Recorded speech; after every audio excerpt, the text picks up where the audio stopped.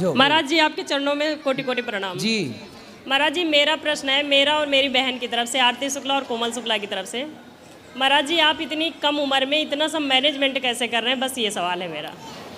हम करते तो हम बताते, करने वाले भगवान हैं, तो भगवान श्रीमन नारायण सब कर रहे हैं। वही यूपी में, और 2 महीने पहले आया था वृंदावन, लेकिन वृंदावन में इतना अच्छा लग रहा है कि अब जाने का मन नहीं कर रहा। और हर हफ्ते मैं यहाँ पे गौरी गोपाल आश्रम में आता हूँ, जो माताएं हैं उनका दर्शन भी करता हूँ। और मेरा एक यूट्यूब का चैनल भी है, तो उसमें माताओं के इंटरव्यू लेता हूँ, किस तरह से आपकी सेवा आप कर रहे हैं। और सच में मैंने अभी तक नहीं देखा किसी को भी कि किसी ने इस तरह से सेवा करी हो। हर माता जो यहाँ पे रहती है वो आपको कृष्ण रूप मानती है, अपना लल्ला मानती है, बिहारी जी मानती है।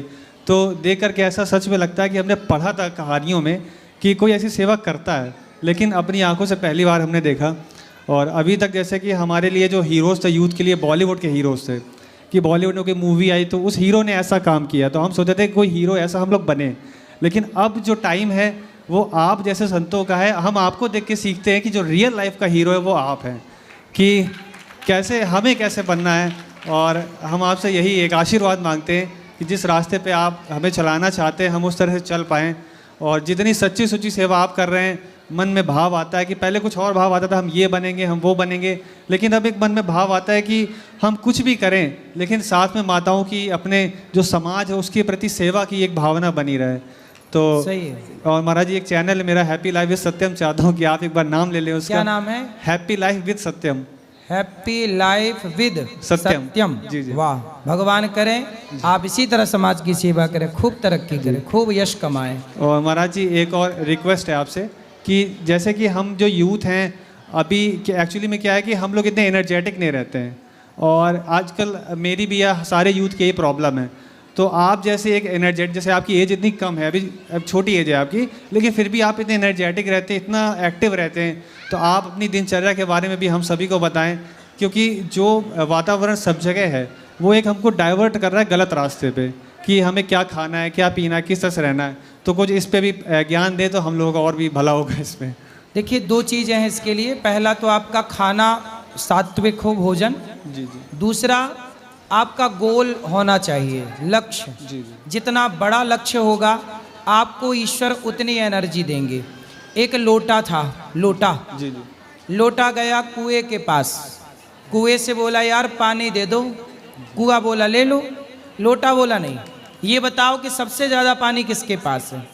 तो कुआं बोला नदी के पास मेरे से ज़्यादा है। तो कुआं से बात बनी तो लोटा पहुंच गया नदी के पास, और नदी से बोला कि भाई 1 लोटा पानी मिलेगा? नदी बोली 1 लोटा क्या, बहुत मिल जाएगा।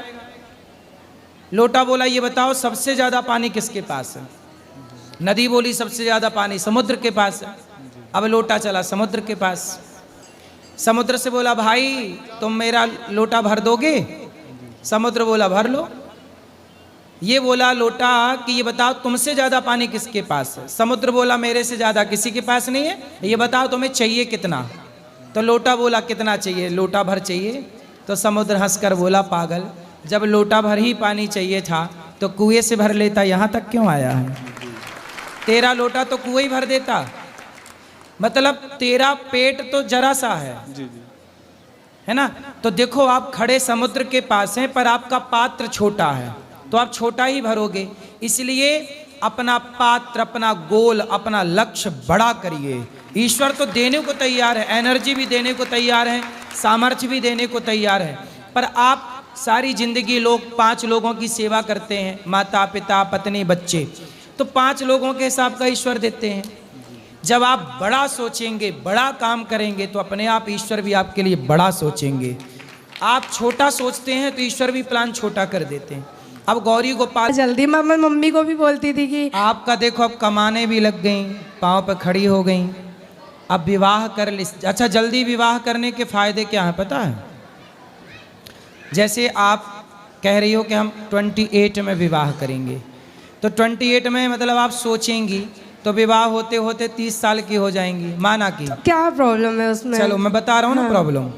30 साल की जब हो जाएंगी तब आपका विवाह होगा, फिर आप 30, 31, 32 की होते होते आपका बच्चा होगा, फिर जितना आप जल्दी विवाह करते हैं, मतलब सरकारी गाइडलाइन के हिसाब से जब विवाह कर लेते हैं समय पर बच्चे हो जाते हैं, समय पर बच्चों की जिम्मेदारियां हो जाती हैं। जब बच्चों की बहू आती है तब भी आप यंग सास दिखती हैं कि हाँ थोड़ा जवान है, नहीं, ऐसे में पर- तो आप दादी जैसे दिखने लगोगी अपनी बहू के आगे। गुरुजी मेरा कैसा है ना कि चलो मेरी जॉब लग गई है, पर मुझे मेरी लाइफ भी तो जीनी है। मतलब पहले 12th हुआ, पापा ने बोला कि ग्रेजुएशन में ये कर लो, फिर ये कर लो।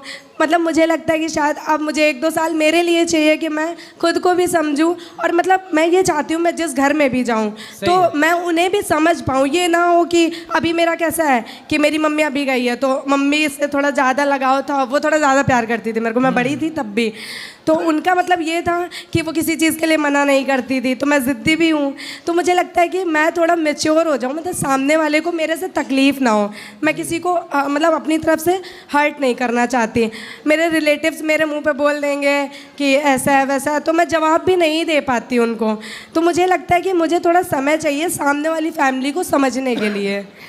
तो इस देखो, वजह आपका कहना बिल्कुल सही है, समय चाहिए, आप समय ले लो, से हाँ पर फिर भी समय पे विवाह कर लेना ये भी एक समझदारी है। वो तो बात सही है आपकी, मैं करूँगी, ऐसी कोई बात नहीं।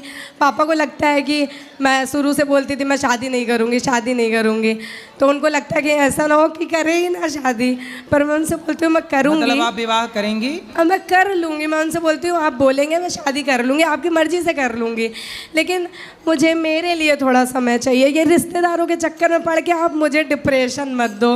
मतलब मुझे गुस्सा आता है, वो ऐसे बोल देंगे आके कि बड़ी हो गई है शादी कर दो, अब तो मम्मी भी नहीं है, आपके ऊपर जिम्मेदारी है भाई जी, या फिर चाहिए आसन जी। ऐसे ही स्त्री को घुटना जमीन पे रख के, माथा जमीन पे रख के प्रणाम करना चाहिए। लेट कर दंडवत प्रणाम करने के लिए शास्त्र मना कर रहे हैं।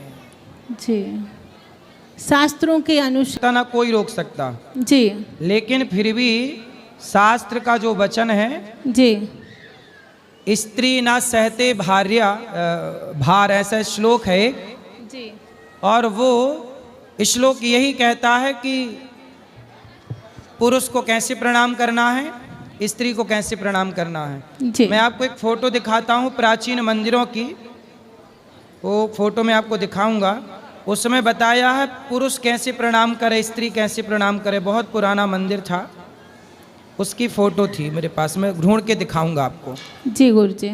तो आपने कहा कि स्त्री पुरुष को पैदा करती है, नरसिंह बनती है, आपकी सारी बातें सही है, जी परंतु फिर भी नारी के धर्म अलग हैं और पुरुष का धर्म अलग है। अलग है कि नहीं? जी है, बिल्कुल है। इसलिए दोनों को अपने अपने धर्म का पालन करना चाहिए।